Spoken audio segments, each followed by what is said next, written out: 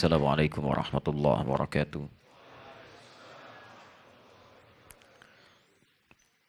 Alhamdulillahi rabbil alamin.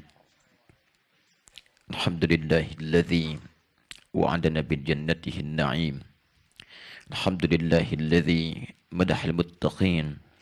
Faqala innal muttaqina fi jannatin wa 'uyun. Alhamdulillahilladzi wa'ada al-muttaqina bi jannatin na'im.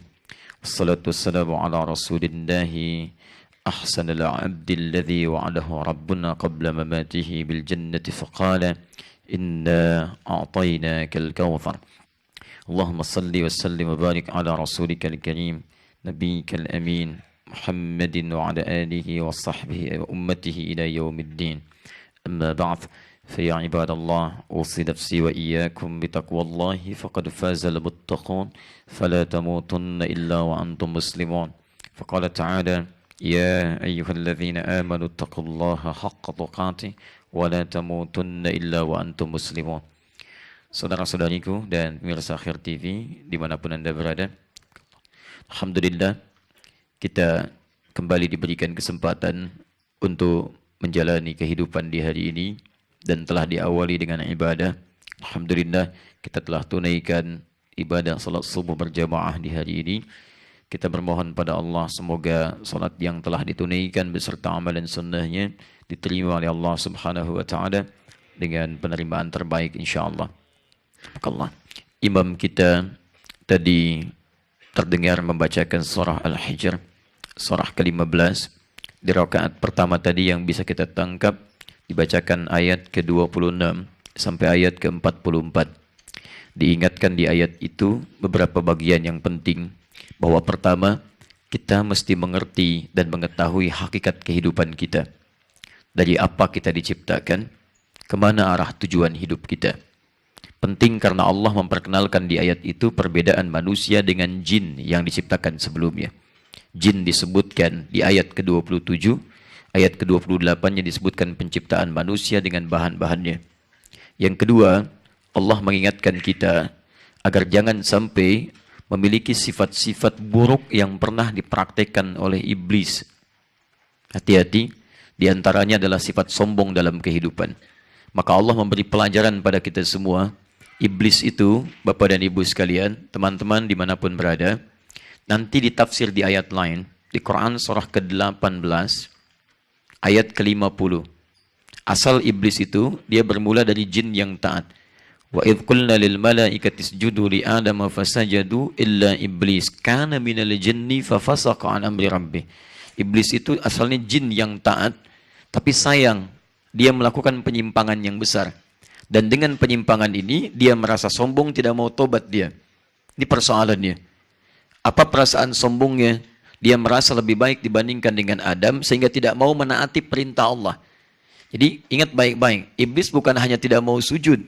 Karena ketika Allah minta sujud, nanti dijelaskan di Quran surah ke-7 Al-A'raf ayat 11 sampai 13. Ma mana'aka alla tasjuda idh amartuk. Kenapa kamu tidak mau sujud saat saya perintahkan?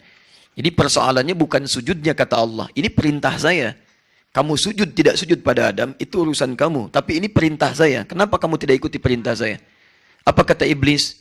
Ana khairum minhu, khalaqtani min narin wa khalaqtahu min tin. Saya lebih hebat dibandingkan dengan Adam. Kok ciptakan saya dari api, dia dari tanah. Tidak level yang diciptakan lebih tinggi, harus hormat pada yang lebih rendah. Dan disitulah persoalan terpentingnya. Kemudian Allah mengharamkan sifat sombong dan menjadikan orang sombong termasuk bagian dari bagian api neraka. Dari sini, fokus baik-baik. Allah memberikan pesan kepada kita, jangan sampai Anda bersikap dan bersifat seperti iblis. Karena itu akan mengeluarkan Anda dari rahmat Allah seperti Allah mengeluarkan iblis dari rahmat Allah Subhanahu wa ta'ala. Dan itu bisa bermuara ke dalam neraka. Dan yang ketiga, bagian terakhir, di rakaat pertama tadi, ayat 43 sampai dengan ayat 44-nya, fokus baik-baik.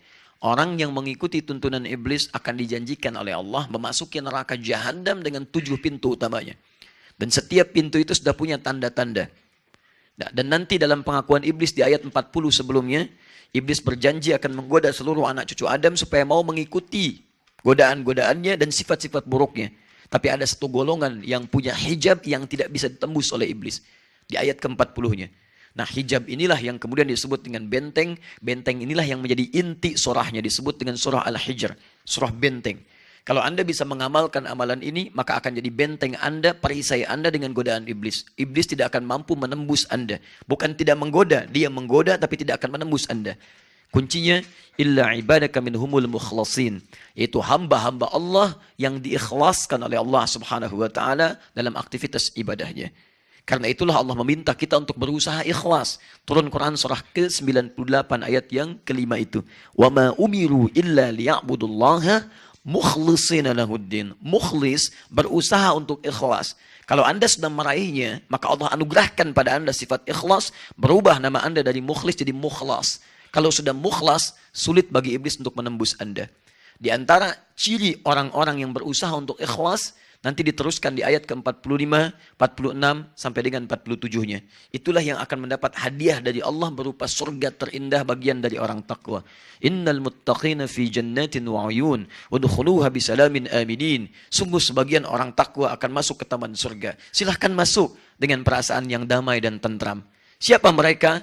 Di antaranya adalah orang yang berjuang dengan keikhlasan dalam ibadahnya, dan hebatnya orang ikhlas pertama kali adalah orang yang bisa menghilangkan sifat-sifat buruk dalam dirinya.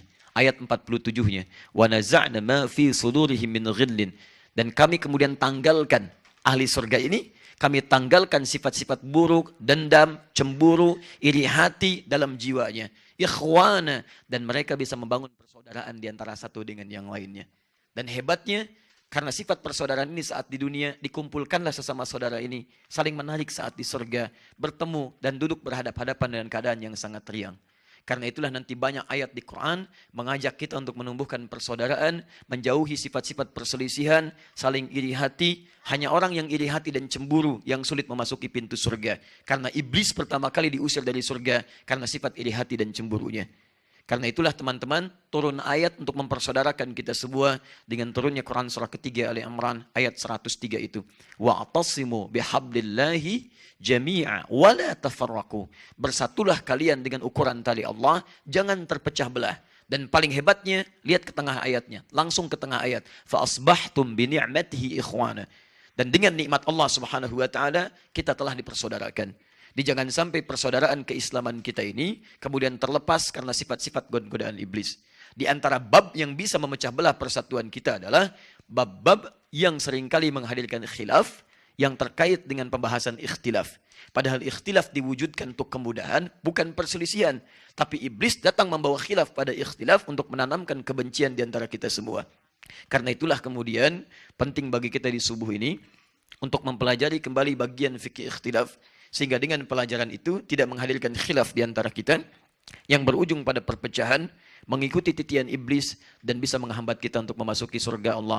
Pembahasan kali ini akan melanjutkan materi tentang bab fikih ikhtilaf dengan bahasan yang sangat khusus pada pagi hari ini atau pada subuh hari ini. Pembahasannya tentang hukum musik dalam tinjauan Al-Quran dan Sunnah dan dalam bab fikih yang sekarang insya Allah kita akan coba kaji. Ini pembahasannya cukup bukan hanya hangat, tapi barangkali juga akan menghadirkan sesuatu yang dahsyat. Masih ingat dahsyat? Alhamdulillah. Lebih dahsyat dari matinya listrik tadi ya. Kita coba lihat nanti. Baik, saya mencoba membahas bab ini karena kita sudah agak mulai pada pembahasan-pembahasan yang cukup hangat. Jadi saya lebih melengkapi bahasan-bahasan dengan referensi yang cukup lebih serius. Tadi dikatakan saya mencari beberapa hal. Ya, saya mencari hal-hal yang cukup bisa menguatkan pembahasan kita hari ini. Sampai kemudian saya keluarkan beberapa bagian yang sangat penting. Termasuk saya coba lihat artikel-artikel yang banyak semarak di media sosial. Baik yang ditulis oleh pro dan yang kontra. Setiap disebutkan kitabnya, saya mintakan pada murid kami untuk mencarikan kitabnya. Untuk mengecek apakah yang ditulis sama dengan kitabnya atau tidak. Dan nanti saya tunjukkan kepada Anda ada sesuatu yang menarik antara tulisan dengan isi kitab. Dan sebagian dari itu telah kami juga keluarkan dari tulisan-tulisan. Ini kurang lebih nanti ada 15 halaman. Baik yang pro ataupun kontra dengan kesimpulan dan turunan hadis-hadisnya. Ini masih asli, masih berbahasa Arab ya. Ada yang berbahasa Arab, ada juga yang berbahasa Indonesia. Nanti saya coba satukan kesimpulannya, mudah-mudahan bisa nanti Anda dapatkan dan bisa dibaca kembali.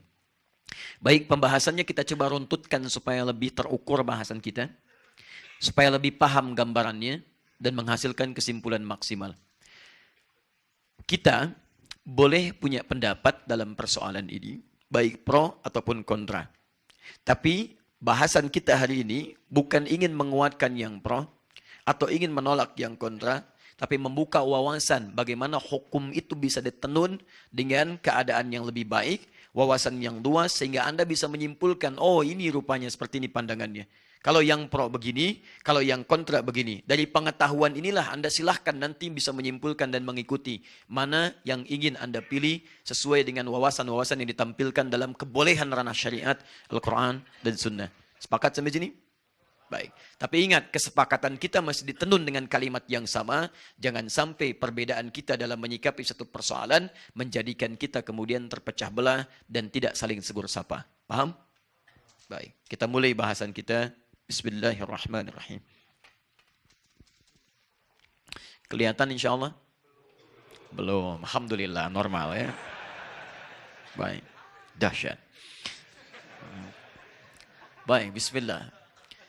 Kita mulai dengan beberapa poin dulu ya. Kita turunkan abstraknya seperti apa. Kita keluarkan definisinya dulu. Jangan-jangan banyak membahas tentang musik tapi nggak sepakat definisinya apa. Atau jangan-jangan kata musik gak pernah disebut di zaman Nabi, tapi disebut dengan istilah-istilah yang berbeda. Setiap ada perbedaan istilah, diksinya akan menuntut kita untuk memahami sesuatu berdasar kalimatnya, bukan berdasar pemahaman kita. Dari sini kita turunkan kemudian peristiwa di zaman Nabi-nya. Dari sini kita keluarkan dalilnya. Dari dalil kita keluarkan pendapat ulamanya. Dari pendapat ulama kita turunkan perbandingan mazhabnya. Dari perbandingan mazhab atau pendapat ini, kita turunkan kemudian tarjihnya. Mana yang paling kuat di antara pendapat ini. Dari tarjih ini muncul kesimpulan. Dari kesimpulan ini baru masuk pada pilihan. Dari pilihan ini, disitulah Anda menentukan pilihan sesuai dengan konteks pembahasan yang kita bahas. Jadi ada 1, 2, 3, 4, 5, 6, 7, 8, 9 poin yang kita bahas. Dan cukuplah di sini ada beberapa SKS untuk bisa membahas ini. Ya. Baik. Fokus baik-baik. Nah ini pembahasannya masih 9 poin ini. Ya, Anda nggak bisa tiba-tiba melahirkan kesimpulan. Apa itu musik hukumnya? Haram. Nggak bisa. Halal. Tidak bisa. Mohon maaf. Kalau Anda sempat kuliah di beberapa kampus di Timur Tengah. Misal, baik di Mesir Al-Azhar, di Libya kuliah dakwah, di Tunisia Zaituna misal, ataupun di Maroko Ibn Tufail dan sebagainya, itu soal kalau ujian kadang-kadang cuma 1. Tapi 1 itu jangan dikira mudah untuk menjawab. Apa hukumnya musik? Anda jawab haram, nilainya 0. Jawabannya mesti diurutkan dengan 9 poin ini. Apa persoalan musik itu? Apa definisinya? Bagaimana peristiwanya? Apa dalilnya? Apa pendapat ulama tentang dalil ini? Bagaimana perbandingannya? Bagaimana tarjihnya? Apa kesimpulannya? Setelah itu apa pilihan Anda di situ? Setelah itu baru dapat nilai. Bisa 10 halaman satu soal. Nah, sekarang kita turunkan dulu. Persoalan abstraknya dalam fikih ikhtilaf ditemukan dalam khazanah pemikiran Islam sampai dengan kondisi kekinian, pandangan-pandangan berbeda tentang hukum musik. Sebagian secara garis besar itu bisa dibagi 2 bagian. Ada yang pro, kita katakan, dalam pro artinya ini membolehkan musik dalam praktek kehidupan. Boleh. Ini pun ada dibagi 2 bagian. Ada yang membolehkan dengan syarat-syarat atau kondisi tertentu. Boleh terikat. Ada juga yang cukup ekstrim kubunya, boleh tak terbatas. Artinya boleh saja, tanpa ikatan. Boleh mutlak. Ada lagi di sini yang kontra terhadap musik. Ya, kontra di sini artinya tidak mendukung yang pertama tadi. Ini pun kemudian kita turunkan menghadirkan hukum haram. Haram ini pun dibagi 2 lagi. Ada haram yang mutlak. Mutlak haram. Gak boleh sama sekali. Jadi kalaupun dikatakan musik haram hukumnya. Ini sudah qat'i. Gak boleh. Ijma' dan sebagainya. Nah, ini hukum yang pertama. Yang kedua, haramnya haram terikat. Ya, jadi tidak mutlak, muqayyad. Dalam keadaan tertentu ada yang tidak diharamkan, ada pengecualian di sini, terikat. Nah, kita lihat. Dari dua hal ini, baik yang pro membolehkan dengan dua turunannya, ataupun yang kontra, kemudian dengan dua turunannya, haram dengan dua turunannya, yang jadi persoalan, perbedaan pandangan dari ulama ini, yang sebetulnya sudah tuntas bahasannya, dimunculkan lagi dalam setiap perkembangan zaman, disampaikan kepada kalangan awam, dan awam tidak memahami bagaimana ulama menyimpulkan hukum. Tahu-tahu sudah mendapatkan keterangan dari guru-guru tertentu yang mengajarkannya. Yang ikut pengajaran di sini maka menyimpulkan boleh, yang ikut di sini menyimpulkan haram. Yang persoalan terbesarnya kadang-kadang karena keinginan kuat untuk memegang pendapat, yang ini tidak pernah membuka dalil-dalil yang ini. Juga demikian yang ini tidak pernah menerangkan dalil-dalil yang ini.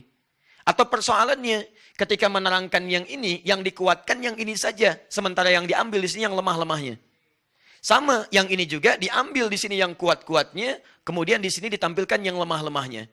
Yang jadi masalah, timbullah kemudian kebingungan di kalangan awam, yang jadi persoalan dari bingung ini jadi perbedaan, lebih persoalan lagi dari perbedaan ini jadi perselisihan. Yang lebih masalah lagi dari perselisihan ini sampai tidak tegur sapa.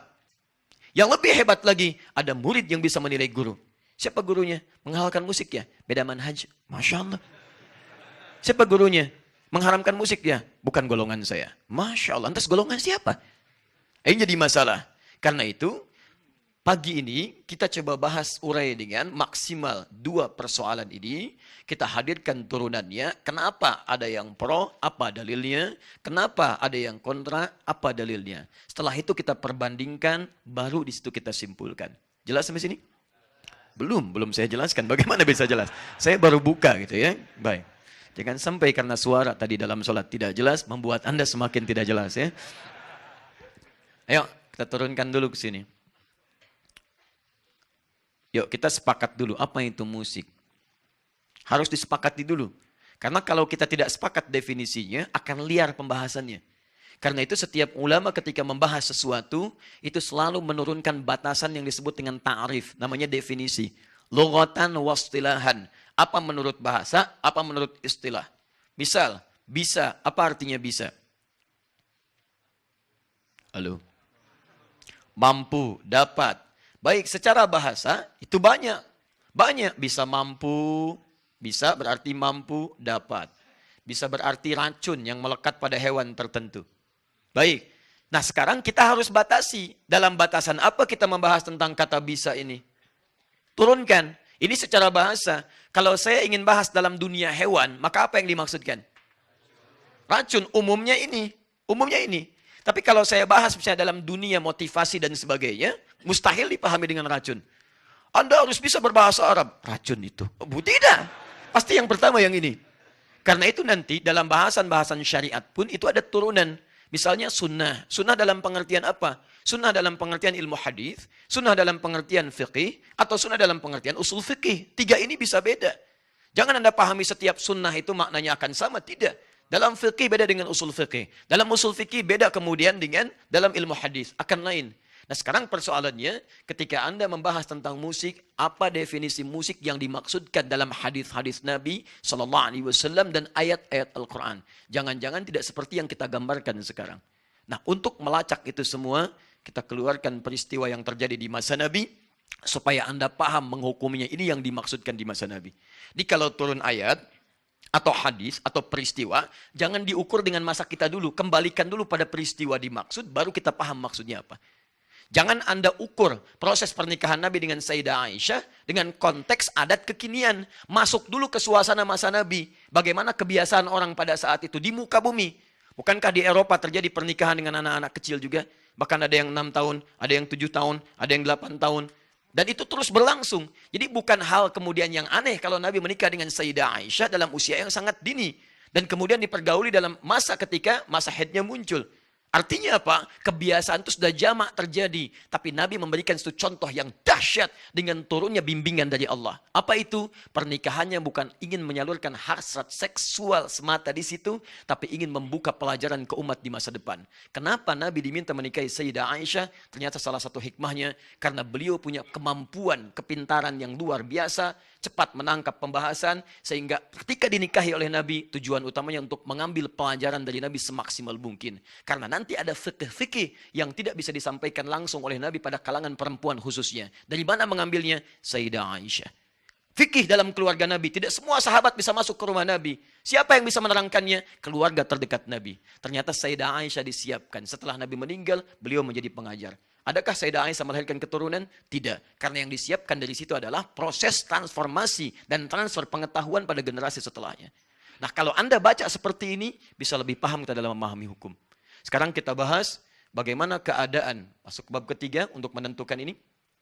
Keadaan di masa Nabi SAW, termasuk umat jahiliyah, sehingga kita dengan itu bisa mengetahui definisi musik dengan lebih baik. Bismillah. Saya izin hapus dulu ya, yang ini. Bapak dan Ibu sekalian, teman-teman yang mulia, orang-orang jahiliyah secara umum memiliki 3 aktivitas utama. 1, di antara mereka ada yang kesibukannya itu berdagang, tijarah. Orangnya disebut tajir. Jadi tajir itu artinya pebisnis. Masya Allah, tajir, Masya Allah. Padahal misalnya dosen, bukan ya. Tajir itu bahasa Arabnya pengusaha. Cuman karena banyaknya dulu orang berusaha menghasilkan harta yang banyak, sehingga disebut sebagai orang kaya. Tajir, tijarah. 1, tijarah. Usaha. 2, ada di antara mereka yang aktivitasnya, terlibat dalam perdukunan, kahana, dan sihir. Sahar. Perdukunan, kahana, dan sihir. Pekerjaannya bikin-bikin mantra, ya, kemudian bikin jimat-jimat dan sebagainya. 3, nah ini poinnya. Ada di antara mereka yang kesehariannya itu memang sebagai pujangga, penyair, artis. Bikin syair-syair. Disebut dengan syair, jamaknya syu'ara. Bikin syair. Awas, syair itu bukan sekedar puisi, nanti kita turunkan. Nah, semua aktivitas di masa kehidupan jahiliyah ini, inilah yang kemudian mendapat respon dari Allah Subhanahu wa taala dengan mengutus Nabi Muhammad SAW dan membekali beliau dengan Al-Qur'an untuk mengobati, lihat baik-baik, realitas sosial, masalah-masalah yang muncul di kalangan jahiliyah dengan 3 aktivitas utama ini. Misal, mereka berdagang, kadang-kadang sering banyak curang dagangnya. Ada riba misalnya. Ketika riba dipraktekkan pada saat itu, turun kemudian ayat-ayat dari Al-Quran untuk merespon praktek riba. Turunlah Quran misalnya, surah kedua Al-Baqarah, ayat 275 sampai dengan 200 misalnya 79-nya. Ketika mereka curang dalam timbangan, turun Quran satu surah Al-Mutaffifin, Wailul lil Mutaffifin, turun. Di ayat-ayat Quran umumnya turun untuk merespon aktivitas-aktivitas yang menyimpang di masa kehidupan itu. Atau mengakui yang baik-baik yang bisa dipertahankan. Bisa teruskan teman-teman. Kahanah misalnya, perdukunan, praktek sihir. Ketika kemudian itu terjadi, turun ayat-ayat membantah tentang sihir. Dari mulai dikisahkan zamannya Nabi Musa, terus-terusan sebelumnya, ke zaman misalnya Nabi Sulaiman setelahnya. Maka turun Al-Baqarah Quran surah kedua ayat 102. Menerangkan tentang asal mula sihir, menerangkan tentang praktek sihir, melarang perdukunan dan sebagainya. Turun ayat-ayat Quran membantah tentang ini. Ayat 102. Maaf, demikian kebiasaan para penyair, pujangga, artis yang sering membuat syair-syair. Ini tidak tanggung. Karena ini kebiasaan terbesar mereka. Dan di komunitas Arab, justru inilah yang menjadi kelebihan mereka. Ternyata bukan cuma dagangnya, bukan hanya sekedar yang kedua ini, tapi ternyata masyarakat jahiliyah pada saat itu dikenal di seantero wilayah sebagai ahli sastra yang luar biasa. Penyair yang sangat dahsyat, yang semua apa yang dilihat, apa yang didengar, itu secara salikah, insting mereka bisa membuat puisi, sastra, dan nyanyian pada saat itu seketika. Maka turunlah kemudian untuk merespon ini langsung surah dengan namanya. Surah ke-26, disebut dengan Asy-Syu'ara. Fokus baik-baik ya. Nah, perhatikan, Saya ingin fokus ke yang ini dulu. Ini saya simpan. Yang ini saya simpan. Saya tutup saja karena bukan bahasan kita. Ini bab di muamalah nanti. Ini bab sisi akidah. Saya mulai dengan ini saja yang ada kaitan dengan pembahasan kita pada hukum musik. Nah, para penyair ini ketika membuat syair-syair mereka, saya tuliskan. Syair-syair ini terbagi pada beberapa orientasi. Ada beberapa jenis. Satu, misal. Ada syair-syair yang terkait misalnya untuk meratapi seseorang. Ratapan. Syair ratapan disebut dengan rafa. Misal, syairnya Imrul Qais. Pangeran pujangga, pangeran artisnya. Tokoh yang paling hebatnya pada saat itu. Dari sejak zaman jahiliyah. Dia punya syair tentang rafa. Ada seseorang ditinggal kekasih, kemudian rumahnya hancur. Sampai dia meratapi itu semua. Begitu melihat orang itu, seketika langsung bikin syair. Kifa nabki min dzikra habibin wa manzili bisaqtil liwa bainad dakhuli fahaumali. Cukuplah sudah, jangan kemudian kau mengenang melamunkan engkau keadaan ditinggal kekasih, dihancurkan rumah-rumahmu. Ayo move on, hadirkan kehidupanmu yang lebih baik. Muncul rasa. Ada lagi misal yang kedua, ada namanya khamriyat. Khamriyat itu untuk persoalan-persoalan mengajak supaya mabuk. Khamriyat. Ya. Banyak yang terkenal di sini teman-teman sekalian. Mohon maaf, misal generasi-generasi setelahnya. Dari mulai sebelumnya ada Ka'ab bin Zuhair. Sampai dengan setelahnya ada Abu Nuwas. Yang kita kenal dengan Abu Nawas. Ada Farazdak. Muncul syair-syair ngajak orang mabuk. Hayyam bina ilal khamri yusqina. Ya, fal khamru yudina wal wawailu lil musallina. Yuk kita mabuk teman-teman sekalian supaya kita minum dengan enak. Jangan khawatir akan celaka karena celaka bagi orang yang salat. Fawailu lil musallin, bukan wawailu lil sakirin. Wail itu untuk orang salat, fawailu lil musallin, tidak ada wail untuk orang mabuk. Fawailu lis sakirin. Bikin dia supaya ngajak orang untuk mabuk, ngajak mabuk. Orang ngajak salat, dia ngajak mabuk. Turun ayat salat, dia turunkan syair tentang mabuk. Disebut khamriyat namanya. Ada syair. Misalnya, teruskan lagi. Ada yang disebut dengan hamasah. Ya. Hamasah itu syair yang dibuat untuk motivasi para prajurit, para pejuang-pejuang, atau orang-orang yang akan berperang. Jadi begitu mereka mau berangkat ke medan perang, itu sudah mereka mengeluarkan syair-syair supaya semangat. Ayo, dibikin dengan syair, karena kehidupannya penuh dengan syair. Hamasah. Teruskan. Ada ghazal. Ya, maaf. Ghazal itu syair-syair yang dibuat untuk merayu perempuan-perempuan atau sebaliknya untuk saling berhubungan satu dengan yang lainnya. Singkatnya ada kaitan dengan zina. Ini. Nah ini, keempat ini, 1, 2, 3, 4, ini diistilahkan dalam bahasa-bahasa syair dengan syairul malahi. Perhatikan baik-baik. Nanti ini kata kuncinya. Malahi. Hal yang tidak ada manfaatnya. Jamak dari kata lahwun. Seakar dengan kata lahwun.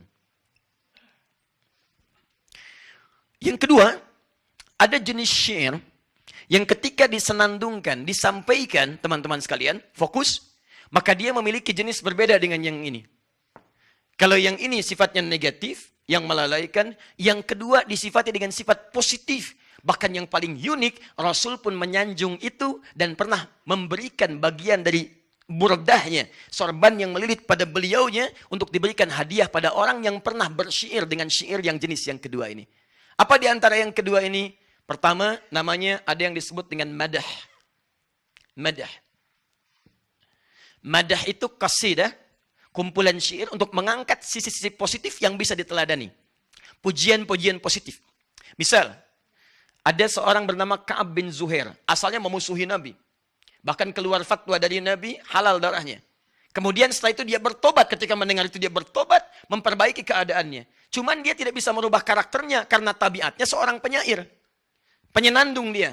Ya, karena tidak bisa merubah kebiasaannya, tipikalnya masih dalam konteks dia penyair, maka dia mendalami terus syairnya, tapi merubah. Dari yang sifatnya mencela, menghina disebut dengan haja, saya belum turunkan tadi, syair untuk celaan, dirubah menjadi madah. Maka datanglah dia kepada Nabi untuk menyampaikan tobatnya di hadapan Nabi SAW. Bertobat kepada Allah, lalu dia membuat satu syair yang sangat terkenal. yaitu madhin Nabi sallallahu alaihi wasallam. Innar rasula lanurun yustada'u bihi muhnidun min suyufillahi maslulu. Sungguh Rasul itu menjadi cahaya bagi setiap orang yang mengikutinya, bagaikan kilatan-kilatan pedang dari pedang-pedang Allah Subhanahu wa taala yang sangat tajam. Jadi jangan dilihat tajam pedangnya. Maksud beliau itu, awalnya saya berbuat salah sampai mendapatkan fatwa untuk hukuman mati dengan pedang yang sangat tajam. Tapi dengan kasih rahmat Rasul SAW dari Allah Subhanahu wa taala, ketika saya bertobat, pindahlah pedang tajam itu kepada cahaya yang bisa diikuti. Tiba-tiba dari yang tajam berubah menjadi rahmat kepada saya. Pujian kepada Nabi SAW. Ketika disampaikan kalimat itu, Nabi kemudian melepaskan burdahnya, dipakaikan kepadanya dan menyanjungnya. Inilah contoh orang tobat yang baik. Dibayangkan orang berbuat syair di hadapan Nabi, dipuji oleh Nabi SAW, diberikan hadiah di hadapannya. Nah, kasidah ini misalnya muncul lagi. Misal, Hamasah, syairnya yang positif, yang baik. Pernah dengar kalimat ini? Tala'al badru alaina min thaniyatil wada'i wajaba syukru alaina bad'a lillahi da'i. Pernah dengar itu? Baik, itu pun sama, itu syair. Syairnya Hamasah tapi yang positif. Itu didendangkan, disampaikan pada saat Nabi perang dari pulang Tabuk. Disampaikan, dibacakanlah syair-syair yang dimaksudkan. Ada lagi yang memuji-memuji alam. Misal, mohon maaf, ketika Anda melihat misalnya suasana musim semi, pohon-pohon mulai bagus, tumbuh bunga-bunga, tiba-tiba muncul kemudian kalimat-kalimat yang indah. Atakar rabi'u. Masya Allah. Ataka rabi'u yakhtalu dhahika minal husni hatta kada an yatakallama. Hei, musim semi telah tiba. Bunga-bunga mulai muncul. Saking merekahnya kalau Anda lihat seperti orang-orang yang tertawa. Madah. Biasa. Positif nilainya. Nah, yang saya maksudkan, dari suasana ini ketika mereka membuat syair, Bapak dan Ibu sekalian, turunlah ayat Al-Quran untuk menyikapi dua jenis syair ini. Turun Quran surah ke-26 Asy-Syu'ara, ayat 224 sampai 227. Disebutkan langsung dua golongan ini. Satu dicela, satu dipuji. Mana yang dicela? Golongan yang pertama ini. Turun Quran surah 26 ayat 224-nya. Wasyu'ara'u yattabi'uhumul ghawun. Dan para penyair itu, para pujangga itu, para penyandung, para penyanyi itu umumnya seringkali larut dalam kesesatan. Larut dalam kesesatan. Alam tara annahum fi kulli wadin yahimun. Tidaklah engkau perhatikan kalau mereka mau mencari inspirasi-inspirasi, kadang-kadang datang ke lembah-lembah pada saat itu. Yang dimaksud lembah kalau sekarang tempat yang sepi, sunyi, mojok-mojok, nyari lirik gitu kan. Ya lama nggak ada kerjaan, nggak silaturahim, nggak ngerjakan yang baik-baik, nggak mengerjakan yang manfaat, tidak ada aktivitas, hanya untuk mendapatkan lirik saja. Kadang-kadang lampu sudah nyala, dia sengaja matiin. Kalau kita kan mengharapkan nyala, mic nyala, itu yang kita harapkan. Dia enggak, mic dimatiin. Kenapa dimatikan? Mencari inspirasi. Lama. Sehingga kadang-kadang melalaikan hal yang bermanfaat. Bahkan sholat kadang tertinggal. Bahkan aktivitas kadang tertinggal. Itu dicela oleh Quran. Dan hebatnya ketika turun ayat-ayat positif, ayo sholat, dia turunkan ayat mabuk. Ayo kita ibadah, dia turunkan ayat untuk hal-hal yang tidak bermanfaat. Malahi namanya. Maka ini yang dicela oleh Al-Quran. Turun ayat, kemudian menjelaskan kebiasaan mereka dan mencela perbuatannya. Tapi lihat baik-baik. Begitu masuk ke ayat 226, ayat 227, akhir dari ayatnya, ini poinnya. Langsung ke ayat 227-nya. Illalladzina amanu. Tapi ada di antara para penyair itu, para pujangga penyenandung itu orang-orang yang beda dengan yang pertama. Dia gunakan syair-syairnya, dia gunakan lirik-liriknya, amanu untuk menguatkan imannya kepada Allah Subhanahu wa taala. Wa amilus shalihat, justru syairnya dia munculkan untuk melahirkan amal-amal saleh. Wa dzakarullaha katsira, dan mereka justru menjadikan syairnya untuk menjadikan orang ingat kepada Allah Subhanahu wa taala. Masya Allah, dipuji oleh Quran, wantasaru min ba'di ma zulimu, dan mereka mendapatkan kemenangan setelah banyak mendapatkan penyiksaan-penyiksaan dari yang lainnya. Teman-teman, ayat 227 ini justru menampilkan hal yang berbeda. Yang ini mencela, yang ini memuji dan mengangkatnya. Ini penolakan, ini pengakuan. Sekarang persoalannya, apa hubungan dengan musik? Nah, Anda mesti tahu bahwa syarat untuk membuat syair itu, disebut sebuah syair, syaratnya 4. Ini sudah saya tuliskan di sini. Ya, nanti saya berikan gambarannya. Jazakallah khair. Nah, dan saya paling tahu mana yang harus dihapus. Kadang-kadang ketika dihapus bukan bagian yang saya inginkan, ya. Dan membuat kita lelah untuk menulis kembali. Dan semoga Allah ampuni dosa-dosanya. Baik. Ya, cukup dulu Mas ya. Ini orangnya kamera. Baik, kembali ke sini. Fokus lihat baik-baik. Syarat syair itu ada 4. Fokus baik-baik ya. 1, syair syaratnya 4. 1, ada yang disebut dengan afkar namanya. Ada idenya, ada substansinya. Konteks apa yang mau disampaikan? Jangan dikira kalau syair itu hal-hal yang biasa saja. Ada ide pokok yang mau disampaikan. Jadi kalau orang bahas tentang khamar, idenya apa? Ngajak orang mabuk. Gini kalimatnya. Intinya itu. Ada orang ingin motivasi pada keburukan, hamasa. Yang penting bisa, mohon maaf, ide ini bisa disampaikan dan orang bisa diajak dengan kalimat-kalimat ini. Afkar. 2, khayal. Khayal. Sisi imajinasi. Tidak akan kalimat-kalimat disebut dengan syair, disebut dengan lirik yang bagus kalau tidak punya daya imajinasi yang kuat. Karena itu mohon maaf, orang kalau bersyair itu tidak akan mungkin langsung pada kalimat biasa. Dia akan mulai dengan kalimat-kalimat gambaran dulu secara umum, lalu masuk pada konteksnya dengan bahasa yang sangat dalam. Kadang-kadang satir di dalamnya. Ini khayal namanya. 3, uslub. Gaya bahasa yang fasih. Ada seorang bernama Nabigoh Az-Zibyani. Ya, dialah orang yang kemudian bisa meneliti mana para pujangga yang fasih yang tidak fasih. Jadi setiap Anda akan membuat syair setoran dulu pada beliau. Setoran. Kalau kata beliau fasih, ayo lakukan. Kalau kata beliau enggak fasih, perbaiki lagi. Persis setoran Al-Quran. Ada tahsinnya. Tahsin dalam syair. Dia begitu datang, ditahsin oleh Nabigoh. Tahsin, tahsin, tahsin. Bagus, lakukan. Tidak, jauhkan.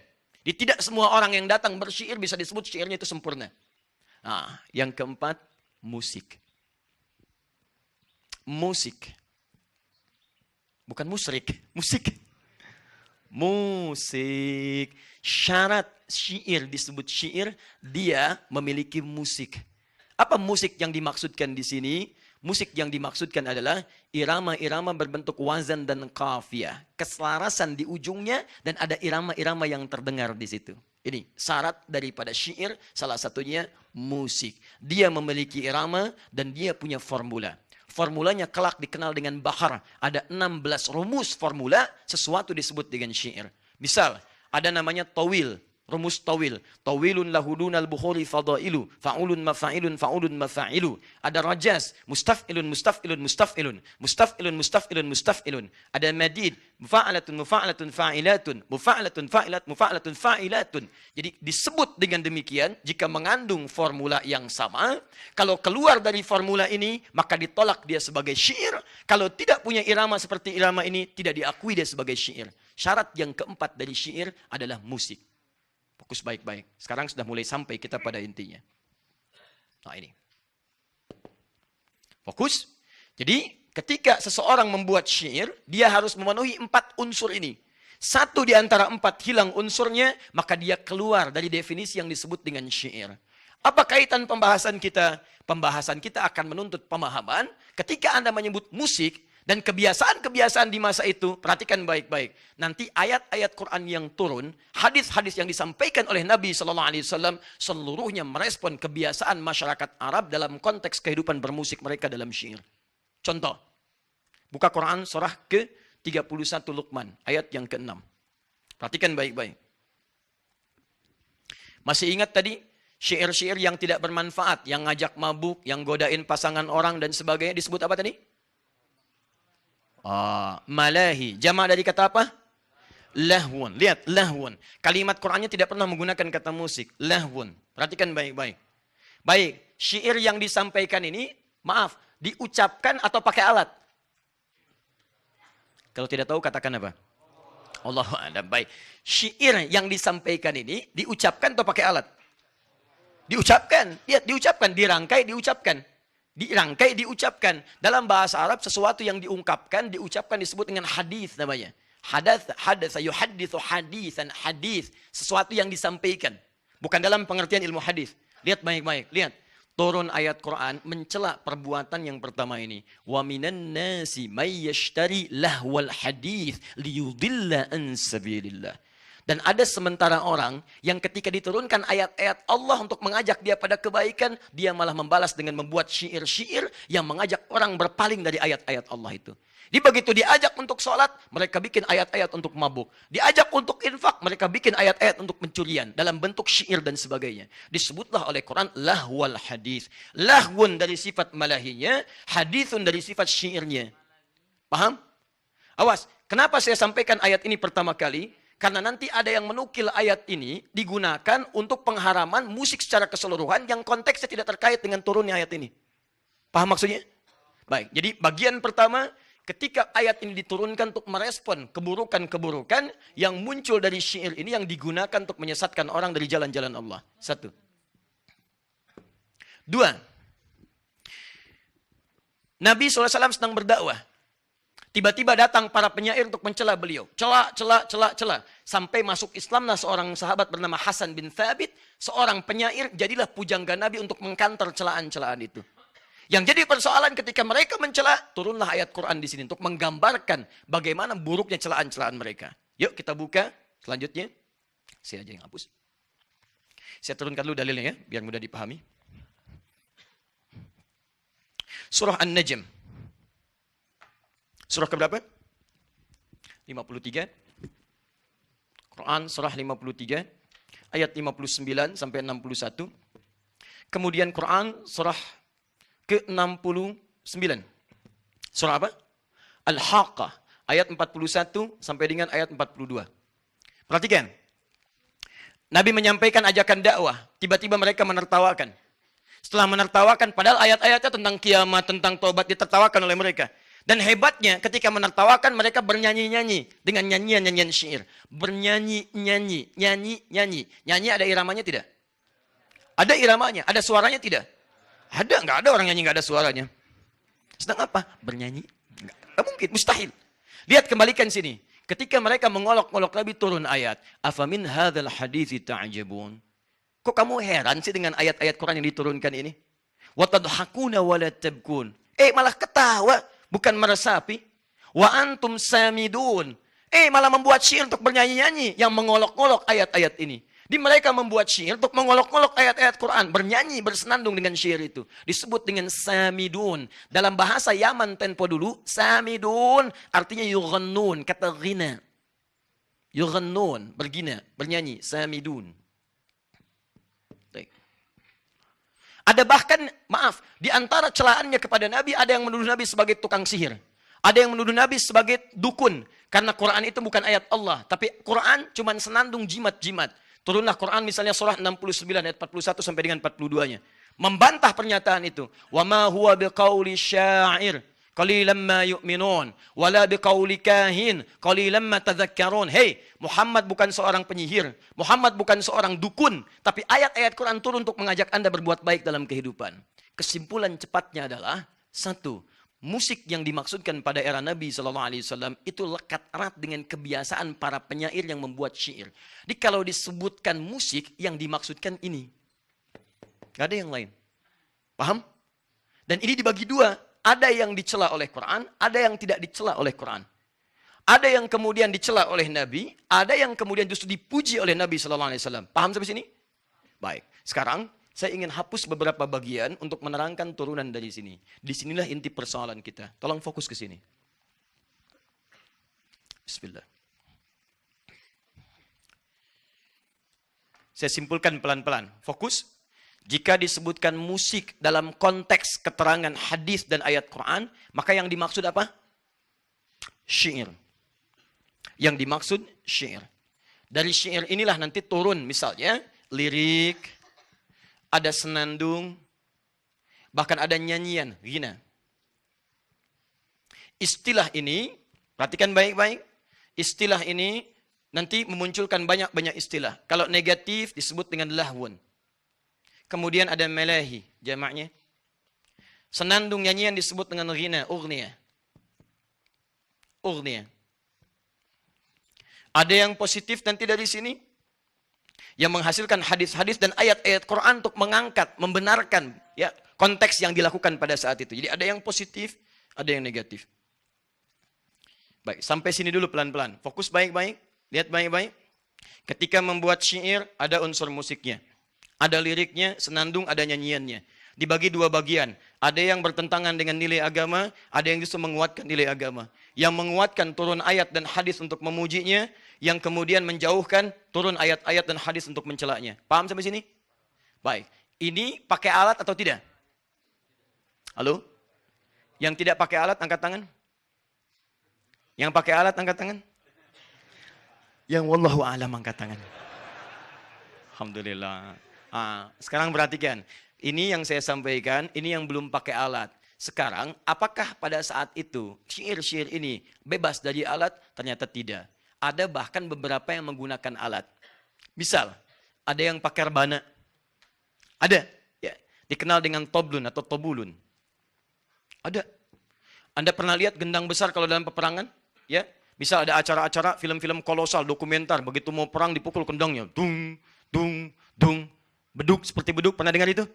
Baik, pernah lihat yang ketika ada nyanyian kemudian pakai rebana, tangtung tangtung tangtung tang, tangtung tangtung tangtung tang, ada yang seperti itu? Pernah dengar? Baik, misalnya, itu disebut dengan toblun. Sudah ada, masa dulu sudah ada. Ada yang kemudian dari kayu namanya ud dan diberikan senar di situ. Ya, disebut gitar tempo dulu. Gitar itu dari bahasa Arab, autar namanya. Dari bahasa Arab, bukan autan. Autan buat nyamuk ya. Autar. Autar ini. Jadi gitar itu bukan dari bahasa Inggris asalnya. Diambil dari bahasa Inggris ambil dari bahasa Arab. Autar asalnya.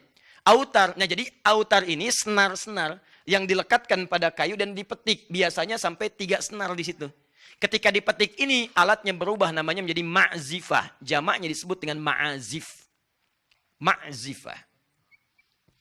Ma'zifah. Jamaknya disebut dengan ma'azif. Sekarang ini inti yang paling penting dari pembahasan kita. Ada para penyair yang mereka dalam syairnya hanya menggunakan kata-kata saja. Ada para penyair yang dalam syairnya diiringi kemudian dengan alat-alat. Di antara alatnya ada rebana toblon, ada alat petik ma'zifah, jamaknya dengan ma'azif.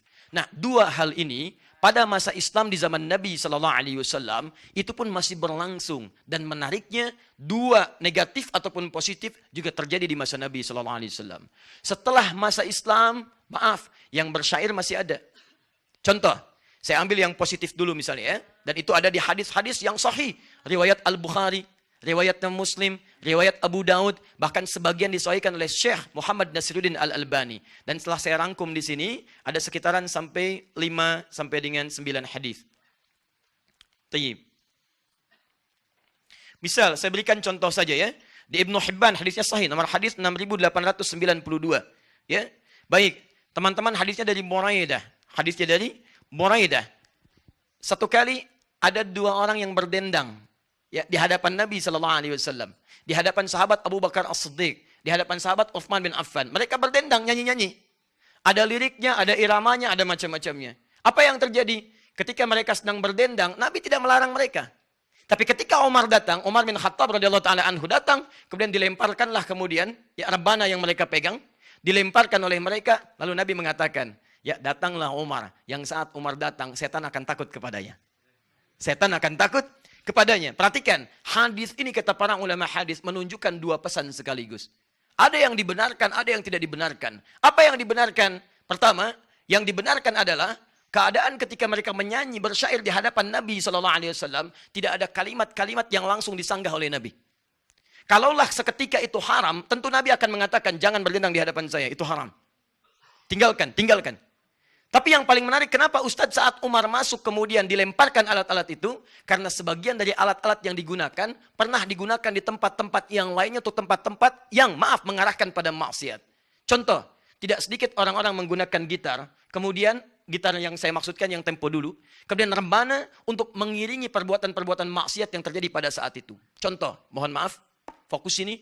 Itu dulu orang Arab kalau mau maksiat, mereka akan datang mengenakan jubah terbaiknya untuk menunjukkan status sosialnya. Biasanya menggunakan sutra, laki-laki pakai sutra, datang. Kemudian dia bawa, maaf ya, perangkat-perangkat mabuk. Dari yang perasan kurma, perasan anggur dan sebagainya. Setelah itu disertailah dengan penyanyi-penyanyi biduan-biduan sambil diiringi dengan alat-alat musik.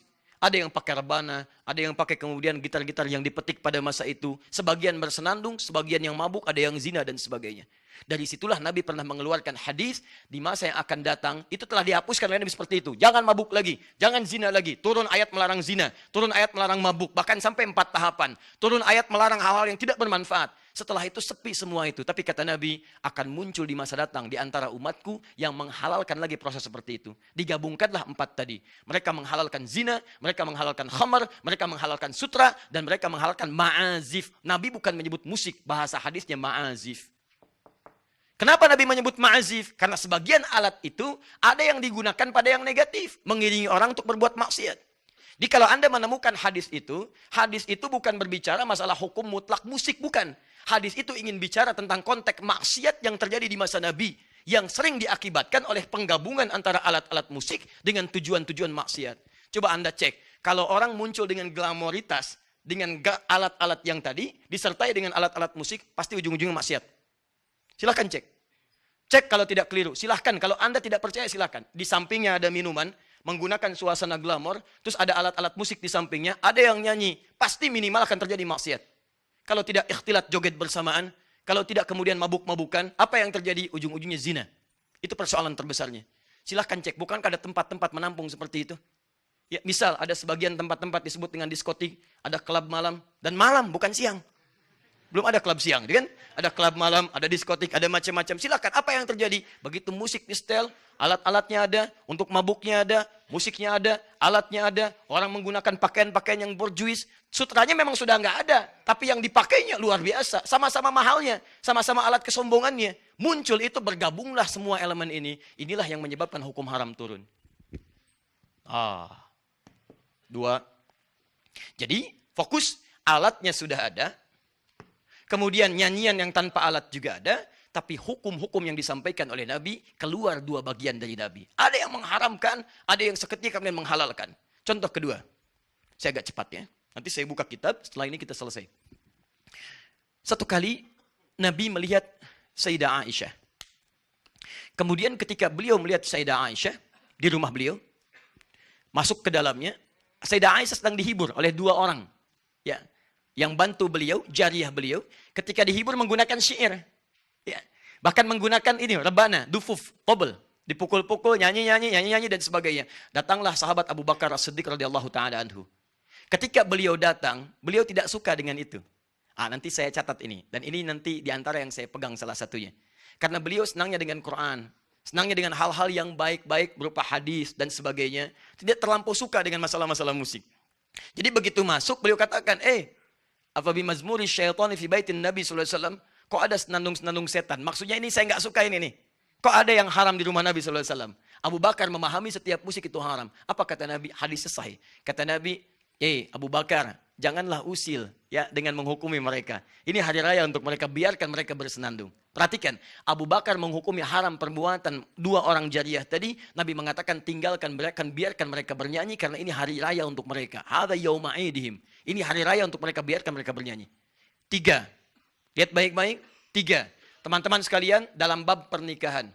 Tiba-tiba ada sahabat kalangan yang menikah, suasananya sepi. Nabi perintahkan pada Sayyidah Aisyah. Ya Aisyah, kenapa tidak ada orang-orang yang bernyanyi? Kenapa tidak ada orang-orang yang bersyair? Bukankah orang Ansor senang kalau ada pesta seperti ini, ada yang bernyanyi, ada yang bersyair? Nabi malah memerintahkan, keluarkan dufuf, pukul rebana, dan buat syair-syair yang bagus untuk menghibur mereka. Di hiburan-hiburan, urusan-urusan yang sifatnya dalam kebaikan. Nabi malah meminta dihadirkan, bukan meminta dihilangkan. Ini yang paling menarik. Nah, turunkan hadis-hadis ini. Jadi, dari hadis-hadis yang terlihat membenarkan musik ini, muncullah golongan pro di sini. Dikeluarkanlah hadis-hadis dari Nabi yang membenarkan tentang musik tadi. Misal, kata orang rebana tidak boleh. Kata siapa? Kata Nabi malah disuruh pukul rebana. Maka dikeluarkanlah hadis-hadis tadi untuk menguatkan ini. Jadilah ini hadis penguat untuk yang pro musik. Baik, kata siapa dilarang? Toh dalam pernikahan yang tadinya dilarang, didiamkan, Nabi malah menyuruh untuk memainkan itu. Ini menunjukkan bahwa musik boleh. Hadis yang kedua. Kata siapa dilarang? Kan turun ayat. Quran surah ke-26, ayat ke-27.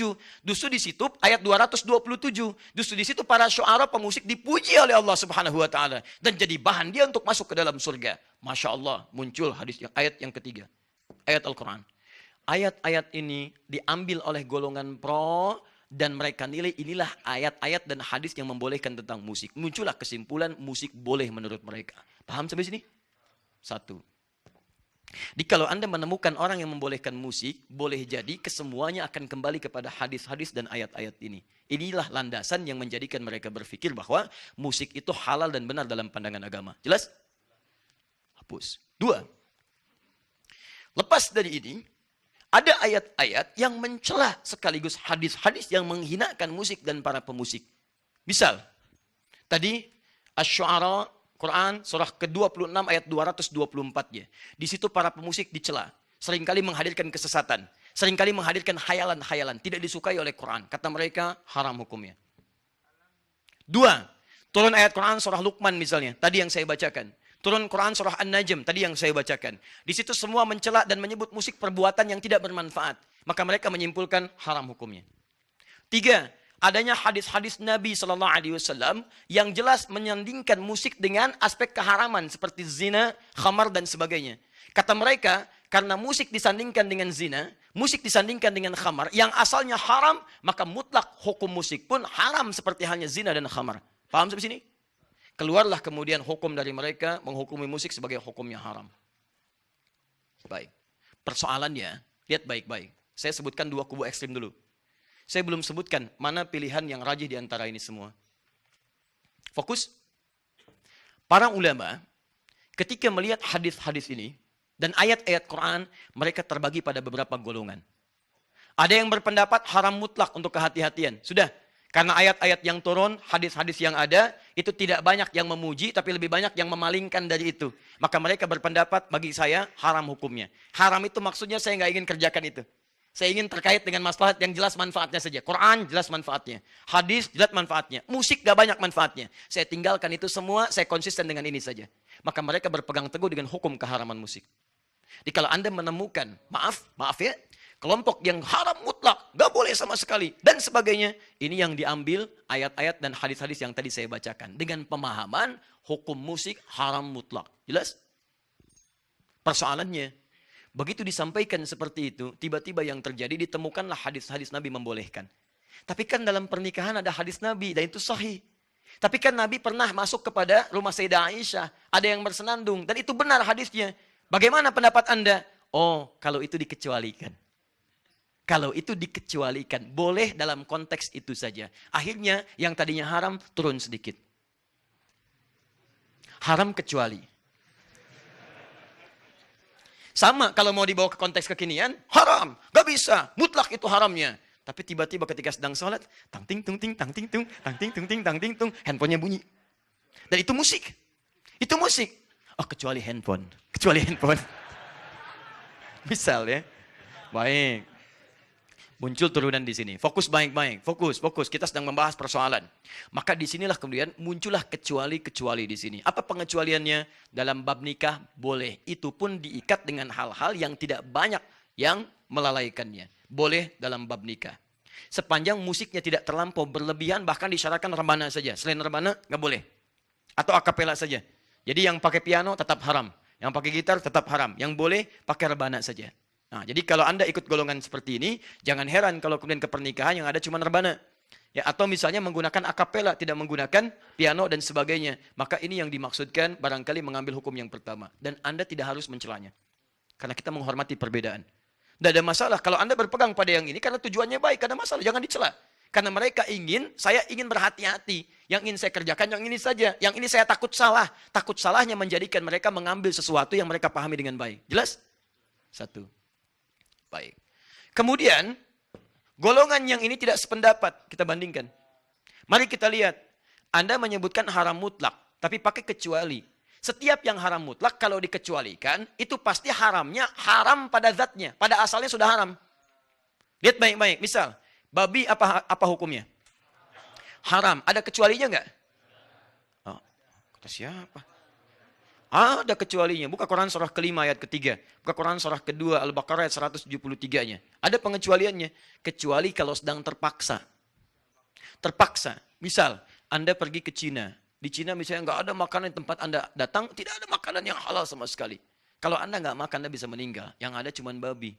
Kalau tidak makan, Anda meninggal. Boleh makan babi? Tidak besar begitu, bagaimana babi besar dimakan? Tidak. Potong dulu, kemudian ambil dagingnya, masak dulu, dan makanlah kemudian secukupnya yang membuat hilang lapar Anda. Makan babi besar begitu. Nah, jadi babi, hukum asal dari babi itu haram. Asalnya haram mutlak. Dikecualikannya kalau sedang darurat. Jadi semua yang haram mutlak itu kalau dikecualikan saat darurat saja. Kalau tidak darurat, dia tidak halal. Tetap haram. Sekarang, mohon maaf, fokus ini. Mana dalil yang mengatakan kalau pernikahan itu darurat? Asal pernikahan itu bukan darurat.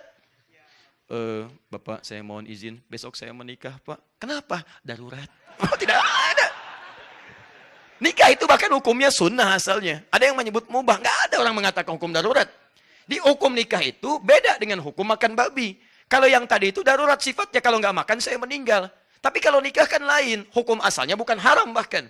Jadi nggak bisa hukum yang mubah, hukum yang sunnah itu dijadikan darurat untuk menepikan yang haram. Jadi kiasnya nggak sama di sini. Ada kekurangan dalam hukum di sini. Ada yang tidak tepat di sini. Jadi kalau Anda ingin mengecualikan seperti hukum yang tadi, mesti ada persamaan. Dalam kaidah usul fikih, itu dinamakan dengan kaidah ilat yang tidak sama, maka hukumnya tertolak. Tertolak, ingat baik-baik. Ya. Saya turunkan dulu.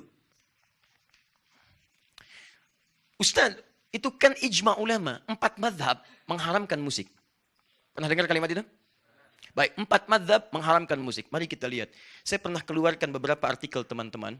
Dan saya simpulkan semua artikel yang berbahasa Indonesia. Rata-rata mengambil referensi dari artikel Arab yang saya telah turunkan di sini printout-nya. Ada di sini semua. Dan dalilnya sama semua. Jadi ngambilnya dalilnya sama, Qurannya, hadisnya, macam-macam dari sini semuanya. Saya keluarkan, di antara yang dikutip adalah perkataan Imam Asy-Syafi'i. Disebut di situ di jilid yang keempat, halaman 92. Disebut kalimat Imam Asy-Syafi'i dan dengan kalimat kias yang luar biasa. Perhatikan baik-baik. Di situ disebutkan kalimat bahwa Imam Asy-Syafi'i tidak membenarkan wasiat dengan alat musik. Tidak membenarkan wasiat dengan alat musik. Bahkan kata beliau, kalau ada alat musik kemudian diwasiatkan, itu batal hukumnya. Ini menunjukkan kata beliau, Imam Asy-Syafi'i menghukumi haram bagi alat musik. Bahkan ada dari Imam Asy-Syafi'i keterangan, kalaulah kemudian, maaf, ada orang-orang yang mencuri alat musik, maka tidak dihukum kisos, nggak usah dipotong tangannya. Karena dia mencuri sesuatu yang diharamkan. Paham sampai sini? Pernah dengar kalimat itu? Nah, saya mencoba meneliti, sampai jam 2 saya cari, karena nggak disebutkan di bagian apa itu dimaksudkan. Dan itu yang menyalin juga beberapa kalangan, ada yang gelarnya cukup tinggi, ada yang sampai PhD dan sebagainya. Ada yang sebagian pernah juga mentahdir saya dan seterusnya, nggak ada masalah. Terus kita kumpulkan, kemudian kita keluarkan, saya sampai bilang kepada staf kami, tolong berikan, cari buku Al-Um. Karena di situ disebutkan Al-Um. 9 jilid kita buka, setiap jilidnya ditemukan jilid yang keempat. Kita cek dalam kitabnya, apa yang terjadi. Ternyata saya punya keyakinan kuat, yang bersangkutan belum tentu melihat isi kitabnya. Karena yang dimaksud di kitab itu bukan hal yang disampaikan oleh yang bersangkutan. Yang dimaksudkan pembahasan lain dalam konteks berbeda, tapi kalimatnya dipotong. Sehingga salahlah kesimpulan yang ada. Contoh, saya bukakan jilid yang keempat halaman 123.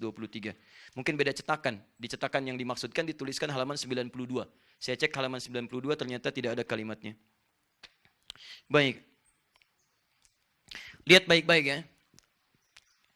Bab ma yajuzu minal wasiyah fi halin wa la yajuzu fi halin ukhra.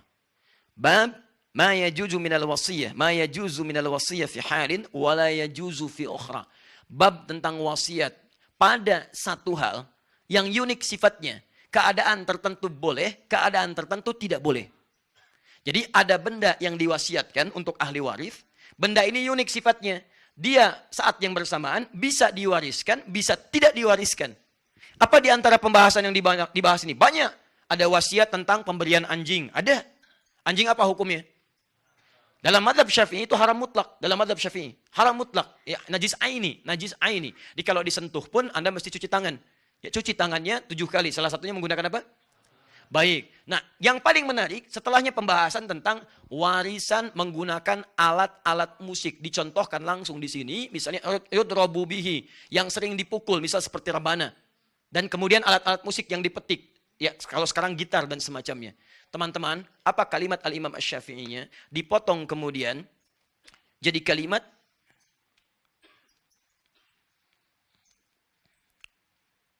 wa illam yasluh illa lidarbi lam tajuz 'indi. Dipotong sampai situ.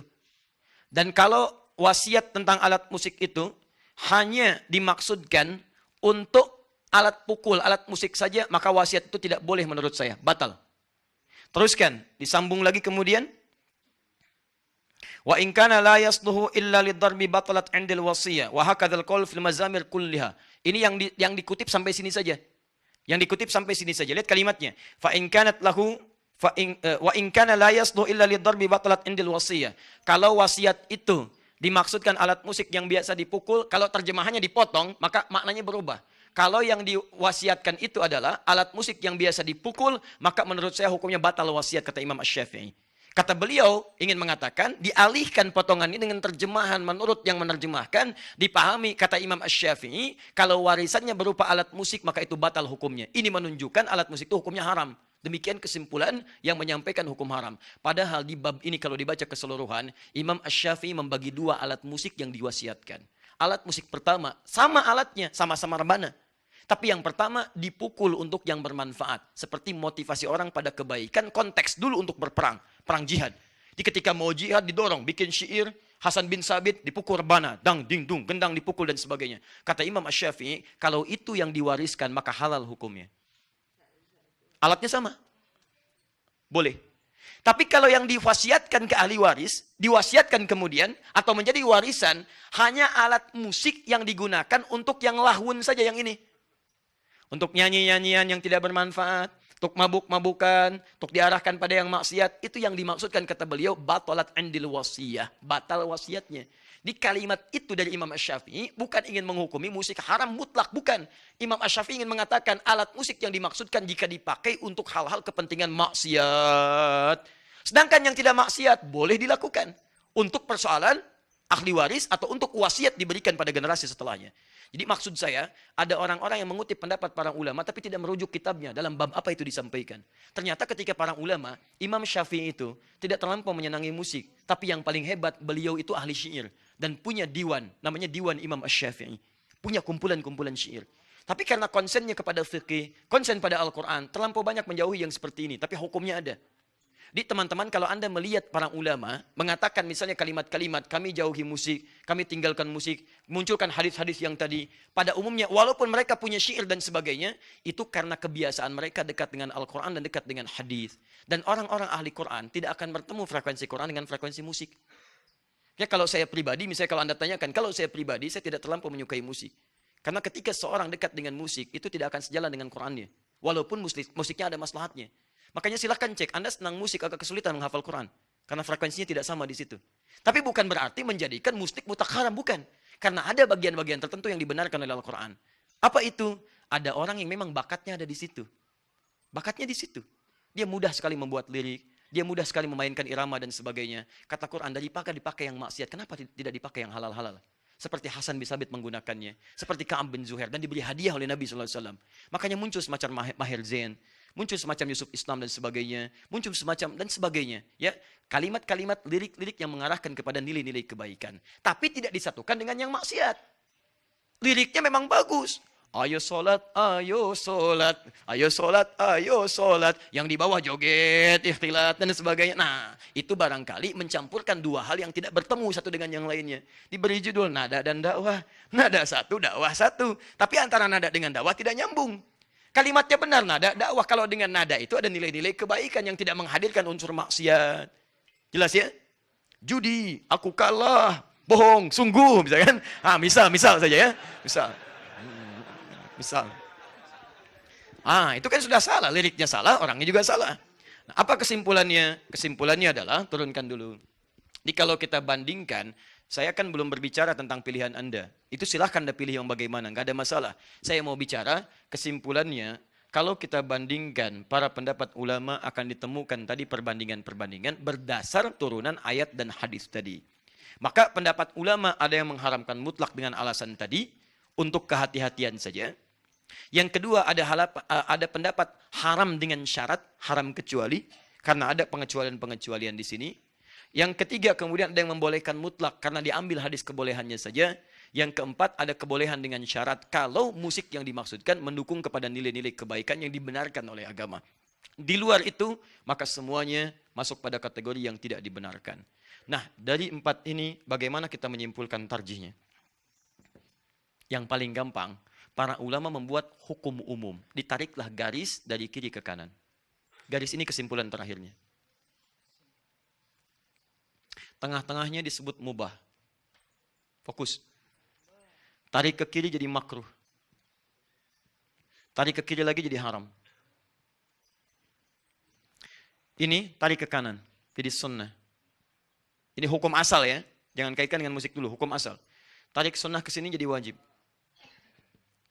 Fokus. Perhatikan baik-baik. Hukum ini cuma 5. Mubah, tarik kiri makruh, tarik kiri lagi jadi haram. Tarik kanan sunnah, tarik kiri, kanan lagi jadi wajib. Kita letakkan musik pada porsinya. Perhatikan baik-baik. Jika musik itu tidak ada hubungan sama sekali dengan maksiat, dan tidak mengajak juga misalnya secara langsung pada ketaatan yang standar-standar saja, maka dihukumi mubah di sini. Bisa lagu-lagu kebangsaan yang sifatnya tidak ada lirik maksiat dan sebagainya. Di Saudi ada lagu kebangsaannya, Indonesia ada lagu kebangsaannya. Dan dengan nilai-nilai itu disampaikan nilai-nilai kebangsaan suatu bangsa misalnya. Maka itu masuk pada kategori yang ini saja, mubah. Karena itu hampir tidak ditemukan ulama di setiap tempat walaupun mengharamkan, tapi anehnya agak susah memberikan fatwa haram pada lagu kebangsaannya. Misal cek di Saudi Arabia, pernahkah Anda mendengar ulama Saudi berfatwa haram hukumnya lagu kebangsaan? Kalau disampaikan selesai urusan kehidupannya. Baik. Kan tidak mendengar. Ya, sama di Indonesia juga begitu. Yang mengatakan haram, nggak ada yang berani. Ayo posting, haram lagu Indonesia Raya. Kalau tidak berurusan dengan tersangka dan sebagainya. Kartu merah dia tuh. Ya. Kenapa? Agak aneh memang. Saya pakai jas semalam, Anda ribut. Saya sampaikan ini Anda ribut. Ini Masya Allah luar biasa. Kita menyesuaikan penampilan lah ya. Kalau lihat gorong-gorong ya pakai kaos gitu kan. Kalau ke pengajian ya pakai pakaian yang sesuai. Sesuai. Sesuai. Jangan lihat God pakai batik, ke pengajian pakai kaos, nggak nyambung kan? Misal, nggak ada yang hubungan yang lain. Hubungan ke sini. Kita bicara musik. Sekarang lihat sini. Kalau dari musik itu kemudian, maaf, dia tidak langsung terkait dengan maksiat. Tapi di situ ada yang membuat diri kita itu masih ingat sholat, masih Quran dan sebagainya, tapi malas beraktivitas dalam urusan-urusan keduniaan. Larut dalam itu, maka minimal dia jatuh hukum makruh di situ. Makruh. Lupa karena menyimak lagu dan sebagainya, dibuat hayalan-hayalan, itu kan? Tapi sholat masih ingat, kerjakan sholatnya, baca Quran juga iya. Cuman sayang kadang-kadang misalnya dalam pekerjaan yang lebih maslahat kadang-kadang tidak dikerjakan karena larut mendengar yang seperti itu. Makruh hukumnya. Ini, kalau sudah masuk pada aspek yang dilarang. Dengan musik bukan lalai lagi, sholat nggak dikerjakan. Kamu ingat sholat ya? Iya mah, saya ingat, tapi nggak dikerjakan. Memang ingat, cuman nggak dikerjakan. Ada yang sama sekali nggak ingat sholat. Ada yang langsung bermaksiat di situ. Alat-alatnya sudah ada drumnya, ada gitarnya, ada macam-macamnya. Sampingnya apa? Minumannya juga ada. Bukan minuman biasa. Begitu minum bermasalah. Ada tabletnya juga bukan tablet biasa. Begitu dimakan, ada persoalan di situ. Dan seterusnya. Mabuknya ada. Mohon maaf, sakaunya ada di situ. Zinanya juga ada di situ. Yang kalau berdendang, maaf ya, pelakunya saja sudah masuk dengan cara maksiat. Maka pesertanya pun pasti akan bermaksiat. Silakan Anda lihat konser-konser musik yang diawali para penyanyinya dengan proses yang salah, dengan bermaksiat di situ, maka akan menghasilkan para peserta pun yang larut dalam maksiat. Datangnya yang dibawa apa? Yang dibawa itu halal yang maksiat. Minuman yang tidak jelas, arah yang tidak jelas, joget-joget tidak jelas, ikhtilat tidak jelas, maka jelas itu hukumnya haram. Haram hukumnya. Ya. Judulnya memang bagus, ketika ditepuk yang diarahkan salah. Ya, maaf, saya tidak harus sebutkan itu kan, nanti jadi masalah lagi. Misal, itu dipahami saja. Tapi kalau kemudian dari situ ada nilai-nilai kebaikan yang dibawa bahkan mengarahkan pada nilai-nilai agama. Yang memang di situ domainnya dia. Di situ bakatnya, hidupnya di situ. Siapa contohnya? Jangan ambil contoh sekarang, ambil contoh di masa Nabi namanya Hasan bin Thabit. Hasan bin Thabit. Bahkan langsung dipuji oleh Nabi SAW. Bahkan dinantikan syairnya. Begitu ada yang mencela, Hasan tampil membela Nabi SAW dengan syairnya. Bahkan di situ dibutuhkan syairnya Hasan untuk membela nilai-nilai Islam. Karena konteksnya sangat dibutuhkan. Naik hukumnya bukan sekedar mubah, ada nilai sunnah di situ. Karena golongan-golongan itu tidak bisa mendengar yang lain kecuali syair. Bahkan bisa jatuh pada hukum yang sangat luar biasa. Walaupun ini jarang, sangat jarang. Bisa masuk pada kategori wajib. Kalau memang itu jadi wasilah satu-satunya untuk memahamkan orang tentang Islam. Contoh, saya bertemu dengan Profesor Silmi, Hamid As-Silmi. Beliau dari Kanada. Tidak sedikit orang Kanada masuk Islam karena mendengar lirik-lirik keislaman. Karena memang dunianya di situ. Kadang sering dengar Justin Bieber, macam-macam dan sebagainya. Misal ya, satu kali dia mendengar lirik-lirik Islam. Begitu mendengar dia penasaran. Karena dia ahli musik, dia dengar, masuk Islam karena mendengar lirik-lirik Islami. Memang poinnya cuma itu. Dipakai yang lain nggak bisa. Diajak dengan kalimat nggak bisa, didakwahi nggak bisa, dengan toleransi juga nggak bisa, dengan kalimat-kalimat baik nggak bisa, ditraktir nggak bisa. Begitu dengar lirik, masuk Islam. Pertanyaan saya, apa hukum yang seperti itu? Apakah Anda katakan haram? Kalau status masuk Islamnya dengan cara yang haram, bagaimana? Oh, ini Islam haram. Islam haram bagaimana? Gak bisa. Gak bisa. Ya. Maka dari situ, jangan cepat menyimpulkan sesuatu, apalagi pada hal yang tidak Anda ketahui. Ulama saja berbeda pendapat dengan orientasinya, tapi masih memberikan ruang pada yang lainnya. Dan yang paling luar biasa adalah, ketika Anda ingin menulis sesuatu, coba lihat dulu referensinya. Sehingga bisa ada kesimpulan yang paripurna di sini. Jangan asal dikeluarkan kalimat. Sehingga membuat kemudian orang-orang jadi bingung dengan apa yang kita sampaikan. Karena situ, silahkan Anda lihat di sini sikapi dengan baik. Dan ulama sepakat di sini. Jika alat-alat yang digunakan untuk maslahat bahkan mubah itu. Misal, peraga-peraga untuk anak TK, anak-anak SD. Bukankah orang-orang sekarang mengajarkan, maaf, baca Quran, baca kalimat-kalimat hijaiyah dengan menggunakan nyanyian? Alif, ba, ta, tha, jim, ha, kha. Nyanyian bukan? Ada musiknya enggak? Ada iramanya enggak? Ada. Lalu Anda katakan, haram. Masya Allah, bagaimana? Dan dunia anak berbeda dengan dunia orang dewasa. Silahkan tanyakan pada pakar anak-anak. Akan lain. Psikologi mereka lain. Senang mendengar ada yang iramanya. Senang melihat sesuatunya. Makanya ketika diberikan sesuatu dengan pendidikan yang tadi, cepat mereka.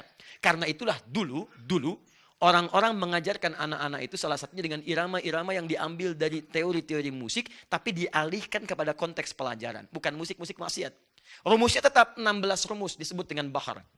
Formulanya sama, tapi dialihkan bentuknya. Contoh, jadilah Alfiyah Ibnu Malik. Alfiyah sampai sekarang dipelajari di pesantren. Semua pesantren, bahkan pesantren Salafi mempelajari Alfiyah. Tapi tidak ada satupun ulama salaf yang mengatakan Alfiyah haram. Kenapa? Karena nilainya pada pendidikan, nilai-nilai bahasa Arab. Padahal Alfiyah itu disusun dengan syair. Rumusnya rajaz, dan di situ ada iramanya. Kalamuna lafzun mufidun kastaqim wasmun wa fi'lun thumma harfunil kalim wahiduhu kalimatun wal qawlu am wa kalimatun biha kalamun qad yu'am bil jarri wat tanwini wan nida wa al wa musnadin lil ismi tamyizun hasal bitafa'alti atat wa ya if'ali wa nunik balan nafi'un jali. Ada iramanya, ada qafiyahnya, tapi tidak ada satupun yang mengatakan haram. Tidak. Kenapa? Karena nilai-nilai tadi dialihkan pada hal-hal yang bermanfaat dalam kehidupan. Ada alfiyah ilmu hadis pakai syair, ada alfiyah ilmu Quran pakai syair. Tapi menariknya, tidak ada satupun ulama mengatakan alfiyah hadis haram. Alfiyah syair, alfiyah Quran haram. Tidak ada. Alfiyah Quran itu bukan Qurannya, tapi syair-syair untuk memahami ilmu-ilmu Al-Quran. Teman-teman, hadir. Yang jadi masalah, ketika Quran ditinggalkan, hadis ditinggalkan, dibawalah notasi-notasi itu pada keperluan maksiat lagi. Disusun alat-alatnya. Karena kebanyakan dipakai maksiat, akhirnya orang umumnya memahami. Kalau ada alat itu lekat dengan maksiat, akhirnya umumnya cenderung untuk menjauhinya. Muncul rumusan, nggak ada masalah. CDF, GABC, GABC, DFIS G, DBC, ABCIS D, ABCIS D, FIS A, FIS A, BCIS D, E, BCIS D, E, FIS AIS B, FIS AIS B, CIS AIS FIS. Jadi gitar, kunci A, kunci B, kunci C, ya, kunci G, kunci F, dan sebagainya. Ditarik kemudian ke notasi ke piano, ada do, re, mi, fa, sol, la, si, do. Asalnya dari mana? Dari bahasa Arab. Dal, ro, mim, fa, sol, lam, do, re, mi, fa, sol, la, si, do. Dal, ro, mim, fa, sod, lam, dal. Ya, dal, ro, mim, fa, sol, lam, dal. Ya, sod, do, re, mi, fa, sol, la, si, do. Betul. Saya tidak bercanda. Kalau Anda cari ini asalnya, ini semua dari notasi-notasi dari ilmu syair asalnya. Ditarik dan yang menemukan ini orang Islam. Sekali lagi, Anda coba main lah. Kalau ada rezeki, main ke Melbourne. Ya. Tahu Melbourne? Lampu merah, senuan dikit. Anda masuk ke Melbourne, main ke Islamic Museum. Jadi kalau kita datang, ini posisinya di sini. Anda datang dari sini nih.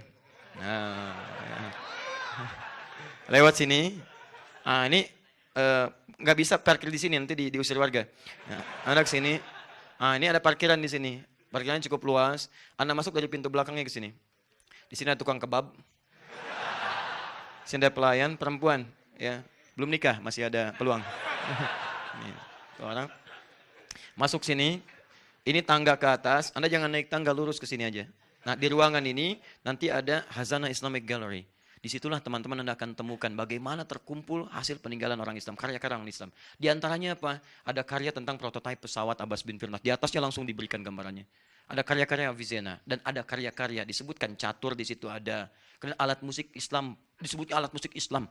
Imam Azif ada pada zaman dulu dan ditemukan notasi termasuk catur. Papan caturnya ada. Syatranj itu ditemukannya oleh siapa? Orang Persia, kemudian diberikan notasi dari orang Islam. Raja dari kata Malik, ya. Kemudian ada patih lagi di situ, ada kemudian kuncung, ya, dan itu ada istilah-istilahnya, betul, ya kan? Gini, kuncung garanya lurus gini, ada yang seperti ini, ada yang putih, ada yang hitam kan? Baik yang putih lurus begini, yang hitam begini, nggak bisa lurus dia, bering aja begini, ya. Jadi kalau ada orang jalannya miring, kuncung, ya, bisa. Ya, termasuk di sini ada notasi tadi do re mi fa sol la si do dari mana diambilnya. Anda bisa foto itu. Bisa foto, bisa lihat-lihat dan seterusnya. Anda bisa diambil. Nanti Anda masuk lagi, lurus lagi. Di sini ada kaca. Di kaca itu ada wallpapernya, wallpaper dari Syajaratun Nabi. Ya, jadi generasi keturunan Nabi. Dari Nabi Adam terus sampai ke bawah. Sampai ke Nabi Muhammad SAW. Ada semua silsilahnya di situ. Bisa diturunkan. Nah, jadi maksud saya adalah, ayo coba kita luaskan wawasan. Dan kesimpulan terakhirnya adalah, tarjihnya, mana yang terkuat di antara ini? Selalu yang paling kuat itu yang pertengahan. Karena kita diminta oleh Allah untuk mengambil bagian pertengahan. Kita umat pertengahan. Quran surah kedua ayat 143. Wa kadzalika ja'alnakum ummatan wasata, yang tengah-tengah. Jadi kalau kita melihat proporsional saja, jangan-jangan antum haramkan mutlak tapi antum butuh sesuatu untuk bermanfaat dalam diri antum. Jangan-jangan halalkan mutlak tapi ada maksiat yang berbahaya di situ. Karena itu, jika memang dengan musik itu Anda bisa mendapatkan manfaat yang dibutuhkan untuk mendukung agama, Anda boleh ambil bagian dari porsi itu. Tapi kalau nggak ada manfaatnya, saran saya tinggalkan. Karena nggak ada manfaat dalam kehidupan Anda. Ya, kalau saya pribadi, saya tidak terlampau menyukai hal seperti ini. Saya belajar itu untuk menjelaskan hukum, bukan ingin ikut kemudian terlibat dalam hal-hal yang dimaksudkan. Tidak. Saya jurusan saya di bahasa Arab. Ya, spesialisasi saya tentang Al-Quran. Karena saking cintanya dengan Quran, saya belajar bahasa Quran. Bukan untuk bisa bahasa Arab, tapi mendalami bahasa Quran. Maka kami pelajari itu. Dan di jurusan bahasa Arab pasti akan belajar dengan ini semua. Makanya kami punya argumentasi untuk menyampaikan. Karena saya pelajari. Ya, 5 tahun di Tripoli saya pelajari tentang ini, tentang syair, tentang rumus, tentang macam-macam. Sampai apa unsur syair dan seterusnya. Sampai ditemukanlah kalimat ini. Anda kalau nggak belajar tentang ini, Anda nggak akan paham kenapa kalimat Quran turunnya dengan lahwal hadith. Kenapa di sini ada malahi, kenapa ada ma'azif, kenapa tidak disebutkan kalimat musik. Karena yang dimaksud musik pada saat itu, apa yang tadi kami terangkan. Bukan berarti jadi otoritatif, bukan. Ada juga yang lain yang mungkin punya pendapat. Yang penting kita saling menghormati. Yang salah itu adalah yang terlalu fanatis dengan pendapatnya dan menjadikan perpecahan dalam kehidupan. Anda boleh punya pilihan, tapi tidak harus memaksakan pilihan Anda pada orang lain. Tetap kita sama-sama, Anda pakai kaos, orang lain pakai kaos. Bukan berarti kaos Anda harus dipakai kaos orang lain. Tidak harus ukuran Anda dipakai ukuran orang lain. Saya ukurannya misalnya M, tuh kan? Ini mungkin XL. Apakah mungkin saya paksakan kaos saya dipakai kaos oleh Mas Dwi misalnya? Nggak bisa. Nggak bisa. Yang penting sama-sama pakai kaos. Yang salah yang nggak pakai baju. Itu poinnya. Jelas ya? Baik, jadi mulai hari ini, tapi saya selalu memberi catatan. Kalau Anda mau jadi ahli Quran, sudah selesai. Nggak ada hubungan dengan musik. Karena frekuensi musik nggak akan sama dengan frekuensi Quran.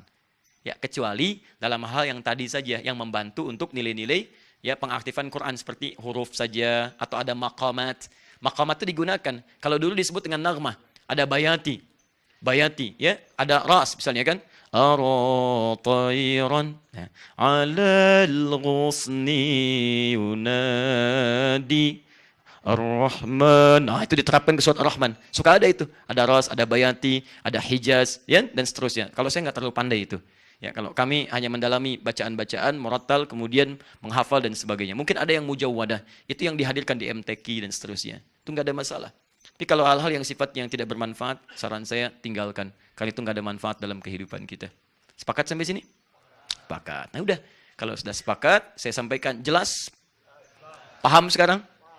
Jadi apa hukum musik? Masya Allah. Satu bilang mubah, satu bilang haram, satu bilang ini, Masya Allah. Nanti kesimpulan terakhirnya, apa hukum musik? Relatif. Kita berjumpa lagi insya Allah di pertemuan berikut. Saya izin menyampaikan pengumuman. Pertama, alhamdulillah ada beberapa yang sudah kita diskusikan untuk membuat keadaan kita lebih baik, dekat dengan Allah, berkontribusi positif bagi bangsa kita, dan insya Allah menjadi generasi yang terbaik untuk ke depan. Salah satunya adalah kita ingin mengembalikan pemahaman pada Quran dengan cara yang baik dan semangat untuk menghafalkannya. Ada buku yang sudah kami bagikan di 3 tempat di Bandung ini. Ya, bukunya Muslim Zaman Now, hafal Quran dalam 30 hari. Itu baru kita bagikan. Kajian buku itu Anda bisa simak di Akhir TV atau bisa ke Bekasi tiap malam Jumat. Ba'da maghrib sampai ba'da isya. Itu membahas tentang isi buku itu. Ya, cuman saya berikan Anda peringatan sebentar. Itu buku ditulis kurang lebih dalam 2 hari lah. Ya. Kemudian persoalannya nanti dicetak dia dengan 3 tempat cetakan yang berbeda dengan komputerisasi yang tidak sama. Saya punya keyakinan di bagian mushaf yang belakang itu di situ ada lompatan-lompatan, mungkin ada yang tidak sama. Misalnya suratnya An-Naba atasnya mursalat, ya kan? Atau ada yang lompat. Nah itu ada pola komputer yang berbeda di situ. Itu nggak ada masalah. Nanti kita akan cetak ulang, ya, dan kita sesuaikan itu. Jika ada masukan-masukan, kasih kabar kami untuk disempurnakan kemudian. Tapi poinnya adalah nanti setelah buku itu ada, insya Allah setiap taklim kita akan ada simulasi untuk menghafal Quran di setiap tempat yang saya ajarkan. Di antara datang dengan pulang ada perbedaannya. 2, untuk di Bandung, pusat-pusat untuk terbitan nanti buku-buku untuk panduan, kami sudah hadirkan di Antapani nanti.